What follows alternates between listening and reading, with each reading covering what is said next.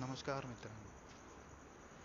आजच्या या भागामध्ये आपण पाहणार आहोत मायक्रो सर्व्हिस. त्यापूर्वी तुम्हाला सांगू इच्छितो की मी लवकरच उप्स कन्सेप्ट मराठीमध्ये व्हिडिओ बनवून आपल्या यूट्यूब चॅनलवर सादर करणार आहे. त्याच्यानंतर मायक्रो सर्व्हिसेस रिलेटेड डीप नॉलेजवर, म्हणजे विथ प्रोजेक्ट वगैरे मायक्रो सर्व्हिसेसचे यूट्यूब चॅनलवरती मी टाकणार आहे. सो त्यामुळे तुम्ही माझ्या चॅनलला सबस्क्राईब करून ठेवा, प्लस लाईक, शेअर,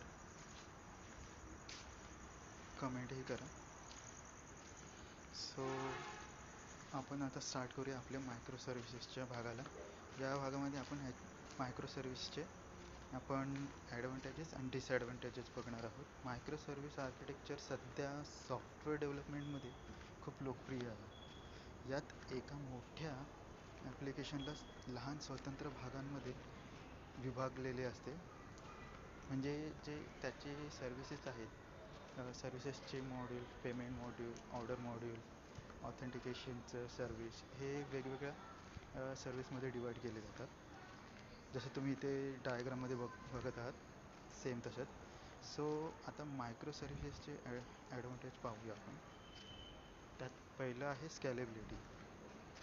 यात स्कॅलेबिलिटीमध्ये असं आहे की तुम्हाला पूर्ण ॲप्लिकेशन स्केल करण्याची गरज नसते मायक्रो सर्व्हिसेसमध्ये.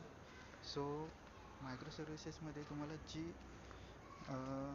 ज्या सर्व्हिसवर जास्त लोड येतो आहे तीच सर्व्हिस तुम्ही स्केलअप करू शकता.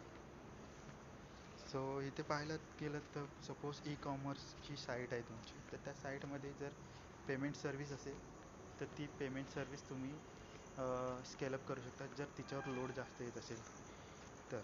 अदरवाईज सपोज जर युजर ऑथेंटिकेशनवर येत असेल तर तिला स्केलअप करू शकता.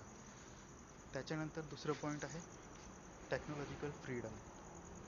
टेक्नॉलॉजिकल फ्रीडम हे म्हणजे ह्यामध्ये मायक्रो सर्व्हिसमध्ये पाहायला गेलं की तुम्हाला तुमची सर्व्हिसेस आहे ती टोटली डिपेंड करते तुमच्यावर की ती कोणत्या लँग्वेजमध्ये तुम्ही बनवता, आणि तिचा डेटाबेसही तुम्हाला हवं त्या लँग्वेजमध्ये क्रिएट करू शकता. सो इथे पाहायला गेलं ते पेमेंट सर्व्हिस तुम्ही जावामध्ये करू शकता, किंवा ऑर्डर सर्व्हिस आहे ती